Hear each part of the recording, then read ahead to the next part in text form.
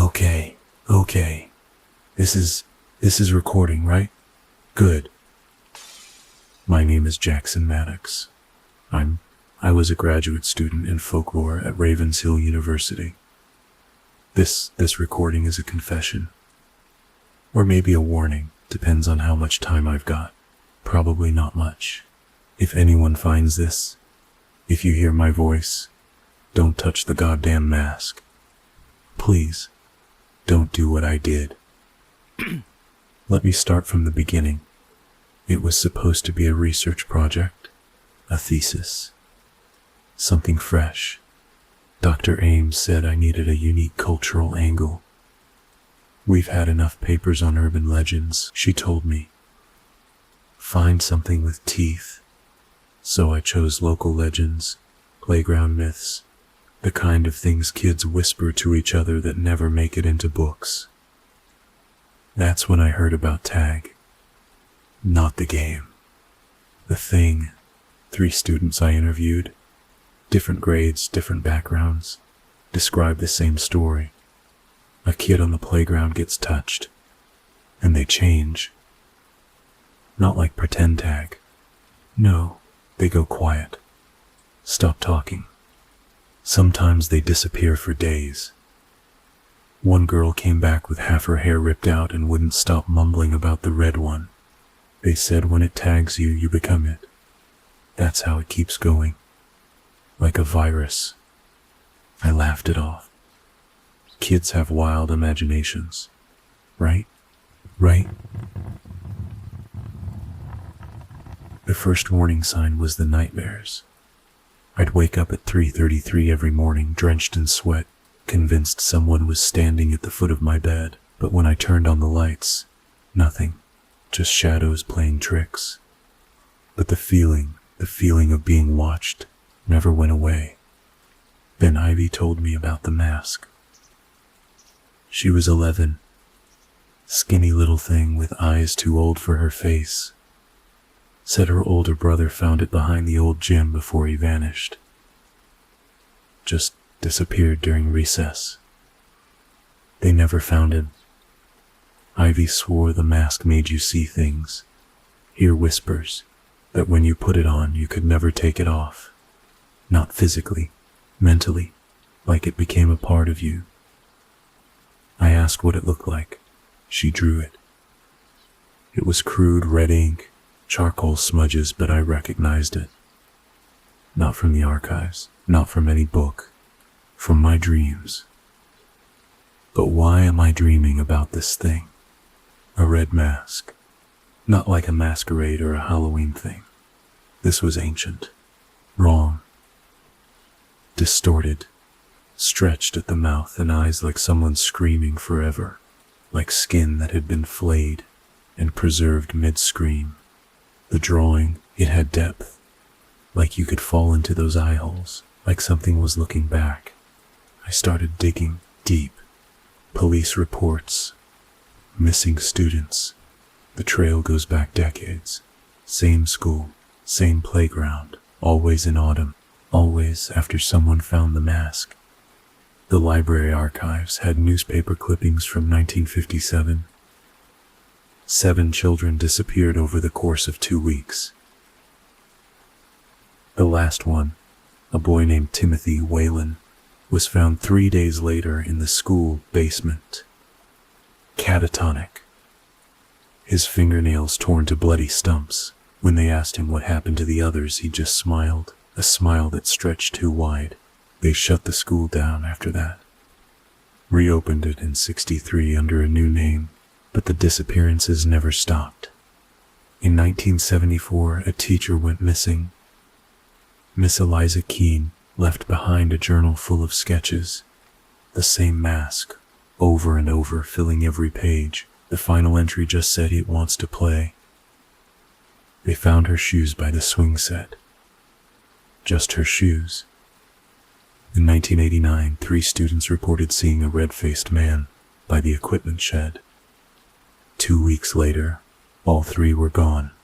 1 came back. Hannah Mills. She'd chewed through her own tongue. Spent the rest of her life in Greenvale Psychiatric. I visited her there last week. She's old now, withered, but her eyes, they lit up when I mentioned the mask. She grabbed my wrist so hard it bruised. "It's not a mask," she whispered. "It's a door, and it's always open." 3 nights ago I went to the school. Don't ask me why. I needed to see it to prove it wasn't real. The place was abandoned. Mold crept up the walls, and every door groaned like it was trying to speak. Graffiti covered the lockers, typical teenage stuff. But in one corridor a single phrase repeated, "Tag you're it, tag you're it, tag you're it," stretching down the entire hallway in red paint. Except, I don't think it was paint. I went to the back, near the old gym. That's where they said it would be. And there it was, in the dirt, half buried, like something the earth itself wanted to forget. The red mask. It pulsed. I swear to God it pulsed. Like a heartbeat. Like it was alive and waiting for me. The air around it, it warped, vibrated, like reality itself couldn't bear to touch it. I don't know why I picked it up. It was like something grabbed my hand and made me. My fingers moved like they weren't mine. My breath caught the moment I touched it. I heard children laughing. Not playful, mocking echoes in the dark. And beneath that, a deeper sound. A wet, sliding sound. Like something massive dragging itself across a floor. Then everything went black. I came to standing in the school's bathroom. The mirrors were shattered. My knuckles bloody. I was smiling at my broken reflection, 100 fragmented grins staring back. And I don't remember doing any of it. I woke up in my apartment. The mask was on my coffee table. I don't remember driving home. I couldn't stop looking at it. The coloration wasn't paint or dye. It looked organic, almost like muscle. When I ran my finger across its surface, it felt warm, slightly damp. And I swear, it leaned into my touch. I should have burned it, smashed it, tried anything to get rid of it. But no, instead I put it on, just for a second. I told myself it was for research. I even laughed. "It's just a stupid mask," I said. But it wasn't a second. It wasn't a second. When I put it on, it melted into my skin, became part of me. I felt it seeping in, like hot wax, filling every pore. And suddenly I wasn't in my apartment anymore. I was on the playground, but not the one I'd visited. This was somewhere else. The sky was wrong, too red, like a wound. The equipment was rusted, twisted into impossible shapes. And there were children playing, dozens of them. But they moved wrong, too jerky, too fast. And when they turned, none of them had faces. Just smooth skin stretched over bone. All except one. A little boy on the swings. He wore the mask, the real mask, and when he saw me, he started to laugh. He jumped off the swing and ran toward me. His feet didn't touch the ground. "Tag," he whispered. "You're it now." He pressed his cold, small hand against my chest, and I felt something transfer, like ice spreading through my veins. When I took it off, when it let me take it off, it was dark outside. The clock read 3:33 a.m. I'd lost 6 hours. My phone had 10 missed calls from my sister. The last voicemail was her sobbing, asking what I meant when I said she was it now. I don't remember calling her. The voice on the voicemail, it was mine, but not mine. Too deep. It was too wet, like I was speaking through something gluey. "Angela," it said, "I see you when you sleep. I'm under your bed now. You're it, Angela. You're it.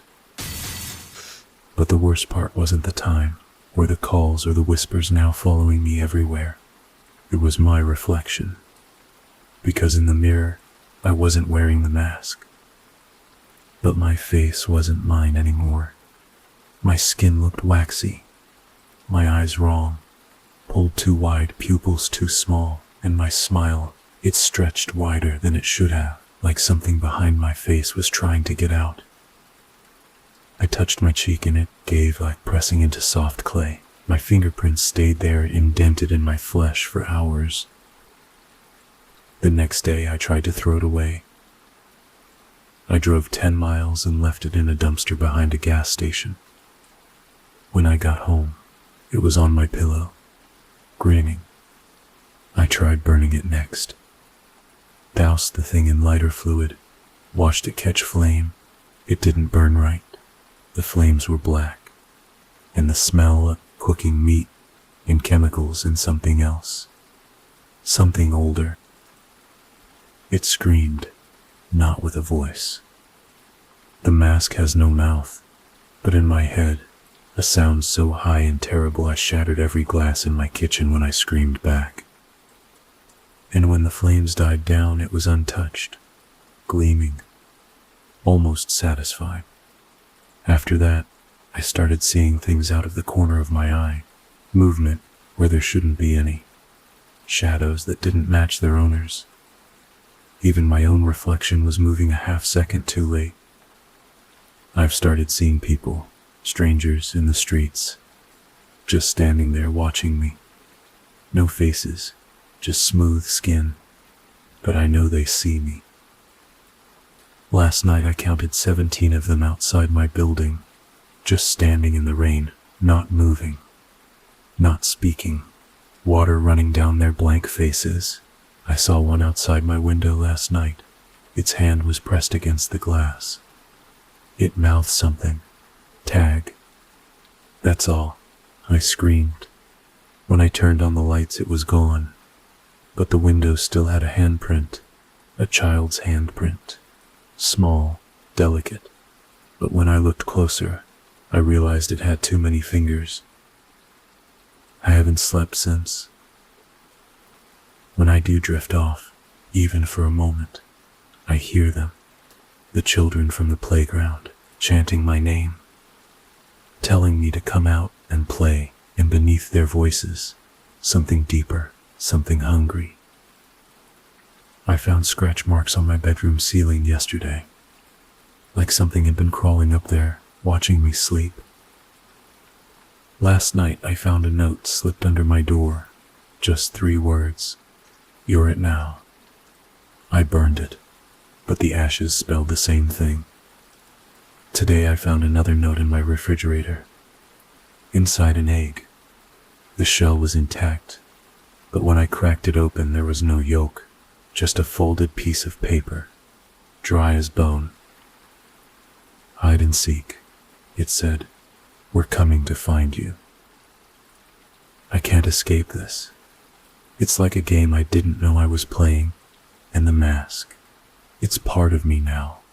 Even when I'm not wearing it, I feel it behind my eyes, like it's watching, waiting. Sometimes I feel it moving under my skin, repositioning itself. I've started losing time again. Hours vanish. I'll be sitting at my desk, then suddenly I'm standing in my kitchen, hands wet, with no memory of how I got there. My neighbors say they hear me talking at night, having conversations, but I live alone. I found mud in my bed this morning. Playground mud, and small wet footprints leading from my front door to my bedroom. They vanished halfway across the living room, like whatever made them had suddenly lifted off the ground. And the worst part, I think I passed it on. There's a guy, Ben. He's in my program. He came by to check on me yesterday, said I looked pale. I snapped at him, told him to leave me alone. But before he left, I handed him a book. One of my folklore journals. The mask drawing was inside it. He touched the page, looked at me, said he felt dizzy. And then he smiled. Not his smile. Mine. Or rather, its. His face, it rippled. Just for a second. Like something underneath was testing the boundaries. I think that's how it spreads. Through touch. Through attention. Even thinking about it makes you vulnerable. That's why the kids don't talk much. Why the stories vanish. It uses fear as a vector. Like some goddamn mimetic parasite. And I'm the newest carrier. I called Ben this morning. His roommate answered. Said Ben hadn't come home last night. That the police were looking for him. That they'd found his shoes by the elementary school playground. Just his shoes. I checked my call history afterward. No outgoing calls to Ben. But there was one incoming call from him at 3:33 a.m. The voicemail was just breathing, and beneath it, children laughing. It lives in me now. I don't know where I end and it begins. You hear that? The tapping. That's it. Outside the door again. It's been getting louder. More insistent. Sometimes I think I can hear children giggling behind the walls. The sound of rubber soles on old linoleum. A playground inside my head. Last night, I dreamed I was back there. On that wrong playground under the red sky. But this time I was wearing the mask. And I was chasing someone. A small figure running desperately ahead of me. When I caught them, when I touched their shoulder, they turned around.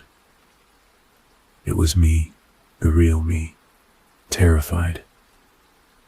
And I was the monster. It's not just a game. It never was. It's ritual. A cycle.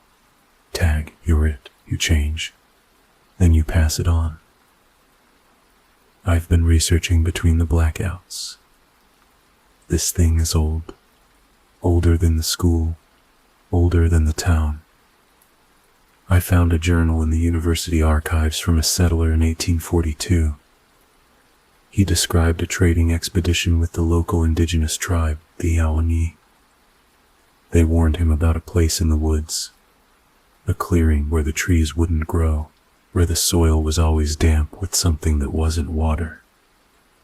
They called it the place of games, said that something lived there, something that wore the faces of children to lure others in, something that hungered. The settlers built the first schoolhouse right on top of it. Every single original student disappeared over the course of a year. They found one. A girl, Josephine Miller. She was standing in the center of the classroom, perfectly still. When they touched her, her skin crumbled like ash. Inside was a crude mask made of clay and blood. It's getting closer now. I can feel it. The mask is getting excited, eager, like a dog that knows it's going for a walk. I tried to leave town yesterday. Got in my car, drove straight for the county line. 10 miles out, I blacked out again. Came to standing in the middle of the playground at 3:30 a.m. The mask clutched in my hands. There was a circle of them around me. The faceless ones, children and adults, all still, all watching. And I knew somehow that they'd all worn the mask once, that they were all part of it now. I'm recording this because maybe if someone hears it, it'll break the chain, or at least make you run. But if you found the mask, if you touched it, God help you. Because now you've seen it, you've thought about it, and that means you're next.